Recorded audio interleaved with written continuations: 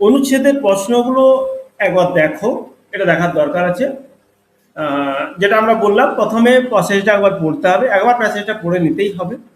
প্যাসেজটা পড়ার পরে, প্রথমবার প্যাসেজ পড়া হয়ে গেল, তাহলে তুমি বুঝতে পারবে, ক্লিয়ার বোঝা যাবে যে লেখক অ্যাকচুয়ালি এখানে গল্পটাই কি বলা আছে। ব্যাস এইটুকু আমার খালি ধারণা, যে একবার প্যাসেজ পড়ে তুমি বুঝতে পেরে যাবে যে অ্যাকচুয়ালি লেখক কি বলতে চাইছেন। ব্যাস এটা হলো। দিয়ে সঙ্গে সঙ্গে আমরা কি করব, আমরা কোশ্চেনটায় চলে যাব। প্রথমবার পড়ার পরেই আমরা কোশ্চেনে চলে যাব। কোশ্চেন চলে যাওয়ার পরে আমরা প্যাসেজ তো পড়বো, কিন্তু এর সাথে সাথে আমরা খুঁজবো উত্তর কোথায় লুকানো আছে। যে ১ নম্বরের প্রশ্নের উত্তরটা কোথায় আছে, ২ নম্বর প্রশ্নের উত্তর কোথায় আছে, ৩ নম্বর প্রশ্নের উত্তর কোথায় আছে, এটা তোমাকে খুঁজে নিতে হবে। আর উত্তর বাইরে থাকবে না, উত্তর ওই প্যাসেজের মধ্যেই থাকবে। উত্তর তোমাকে প্যাসেজ থেকেই করতে হবে, নাকি তুমি বাইরে অনেক কিছু জানো সেই বিষয় নিয়ে উত্তর অমনিভাবে হবে না। তোমাকে প্যাসেজের মধ্যে থেকেই উত্তরটা করতে হবে, একটু বাড়াতে হবে, একটু রং দিতে হবে, একটু নিজেকে সেন্টেন্স স্ট্রাকচার করতে হবে, এই জায়গাগুলো তোমাকে করতে হবে। কিন্তু উত্তরটা তোমাকে এই প্যাসেজের মধ্যে থেকে বা গল্পের মধ্যে থেকে লিখবে। প্রতিটি প্রশ্নের উত্তর খুঁজতে হবে, চাইলে আন্ডারলাইন করে নিতে পারো। আন্ডারলাইন তোমাকে করতে হবে, করে নিতে পারো নয়, আন্ডারলাইন তোমাকে করতে হবে যে এই প্রশ্নের উত্তর এটা, এই প্রশ্নের উত্তর এটা, এই প্রশ্নের। দেখো, সব থেকে বড় যে সমস্যা, সেই সমস্যাটা হচ্ছে যে তোমার হচ্ছে দেখবে যখন আন্ডারলাইন দেবে, তখন একটার সাথে আরেকটা মিশে থাকে। মানে এই খিচুড়ি যেটাকে বলে, যে বিয়ের উত্তরটা যে কোনখানে শেষ হচ্ছে আর এর উত্তরটা যে কোনখানে শুরু হচ্ছে, এই যে দুটো উত্তরের মধ্যে মিশে আছে, এই জায়গাটায় সমস্যা। এই জায়গাটা কখন সমস্যা বেশি হয়, যখন প্যাসেজটা ছোট হয়, তখন এর মাথার, এর ঘাড়ে, এর পেটে, মানে ঠিক এমন ভাবে থাকে যেমন কোনো বোঝাই যায় না যে এখান থেকে এর উত্তর এটা, এখান থেকে এর উত্তর এটা। প্যাসেজ যদি বড় হয় তাহলে উত্তরটাও মানে তোমার হচ্ছে সাবলীল হয়, মানে ঠিকঠাক হয়, উত্তর লিখতেও ভালো লাগে হয়। কিন্তু ছোট প্যাসেজ থাকলে এই সমস্যাটা আসে। ঠিক আছে, তোমাকে চেষ্টা করতে হবে। দেখো, বলছে চেষ্টা করবে সেই উত্তরগুলোকে আগে লেখার, বা নইলে পরে। এক হচ্ছে দুই উত্তরের মধ্যে মিশে যাবে, আর দুই সময় পাবে না। দেখো, এটা কিছুই নয়, ব্যাপারটা হচ্ছে যে যে প্যাসেজগুলো তোমার উত্তরটা থাকবে, সেই প্যাসেজগুলো আগে তোমাকে লিখে নিতে হবে, অন্য কিছু নয়। এটার ব্যাপার কিছু বড় কিছু নয়।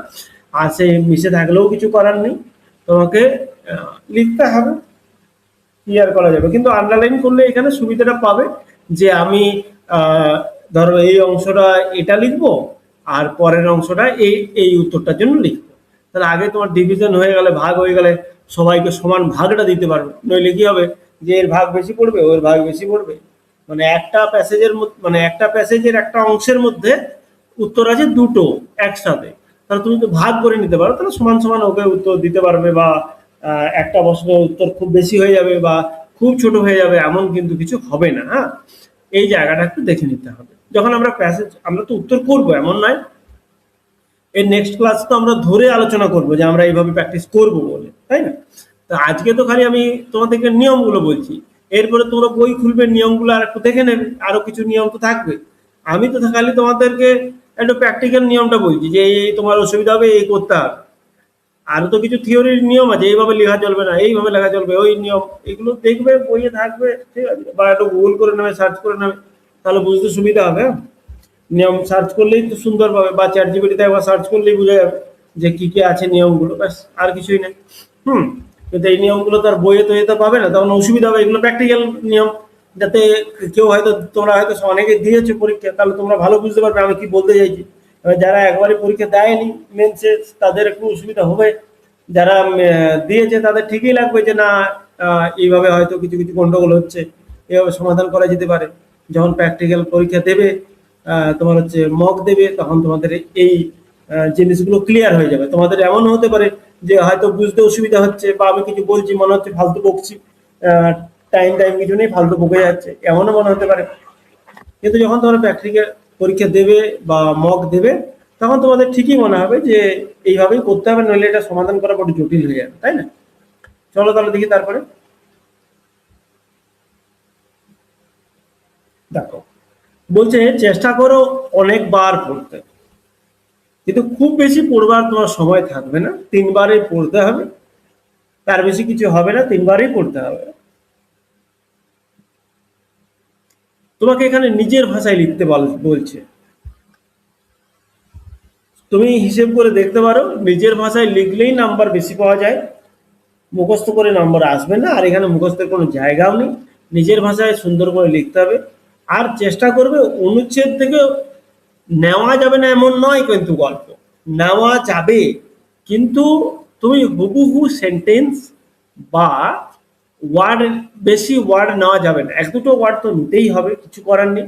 কিন্তু পুরো ওয়ার্ডে নিয়ে নিলে, পুরো সেন্টেন্স নিলে, যা আছে লিখে দিলে, যেমন আমি 11-12 করতাম, আমি ইংলিশ একদম পারতাম না। সত্যি কথা বলতে, আমি কি করতাম, যে আমি ওই বইয়ের সেন্টেন্সেই প্রায় বেশি চালাতাম। এক্ষেত্রে নাম্বারটা কম হবে, লাভ কিছু হয় না। তাহলে আমরা চেষ্টা করব যে বইয়ের সেন্টেন্স, যে প্যাসেজটা আছে, মানে প্রশ্নপত্রে যে সেন্টেন্সটা আছে ওটা আমরা নেব না, চেষ্টা করবো একটু নিজের ভাষায় লিখতে, চেষ্টা করবো কম শব্দ নিতে, শব্দ তোমাকে নিতে হবে কিন্তু কম নিতে হবে, ব্যাস। এই হলো গল্প, আর তেমন কিছু বেশি নেই। ক্রিয়েট পিকচার এটা বললাম। এখানে কি বলছে দেখো, সরাসরি সমস্ত প্রশ্নের উত্তর এখানে দেওয়া থাকবে, বাইরে থেকে কোনো তথ্য নেওয়া যাবে না। চারটে যে কোশ্চেন থাকবে, উত্তর তোমার এখানেই থাকবে, উত্তর কোথাও আলাদা কিছু থাকবে না, এখানেই তোমাকে নিতে হবে, মানে উত্তর ওই প্যাসেজটার মধ্যে থেকে নিতে হবে।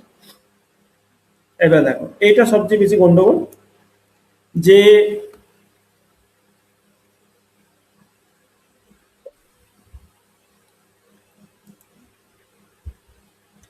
তোমার দেখো, একটা প্যাসেজ তোমার দেওয়া আছে, সেই প্যাসেজটা সম্পর্কে তুমি অনেক কিছু জানো, হতে পারে অনেক প্যাসেজ আছে যেগুলো ধরো তুমি আগে পড়েছো বা জানো, এই জায়গাগুলো তোমার তখন কি মনে হবে, তখন তুমি অনুচ্ছেদের বাইরে চলে যাবে, মানে অনুচ্ছেদে তুমি তখন থাকবে না, তোমার তখন অধিক নলেজের কারণে তুমি চেষ্টা করবে যে এক্সপ্যান্ড করার বা বেশি লেখার, তাহলে তখন তোমার এই মেন্টালিটি গোলমাল করবে।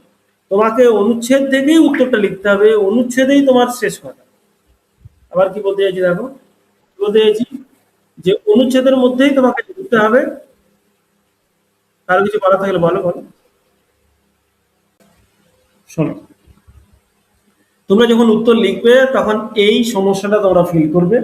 সমস্যাটা হচ্ছে যে, যে জায়গাটায় উত্তরটা আছে, মানে ধরো আমরা প্যাসেজটা পড়ছি, প্যাসেজটা পড়ার সময় তুমি তো একটা প্যাসেজটার মধ্যে আইডেন্টিফাই করেছো যে 1 নম্বর উত্তরটা এখানে আছে, 2 নম্বর উত্তরটা এখানে আছে, 3 নম্বর উত্তরটা এখানে আছে, 4 নম্বর উত্তরটা এখানে আছে। আবার বুঝো কি বলতে চাইছি, যে একটা প্যাসেজ আছে, সেই প্যাসেজের মধ্যে তোমরা দেখবে যে 1 নম্বর উত্তরটা এখানে আছে, 2 নম্বর উত্তরটা এখানে আছে। তাহলে তোমাকে কি করতে হবে, সেটা হচ্ছে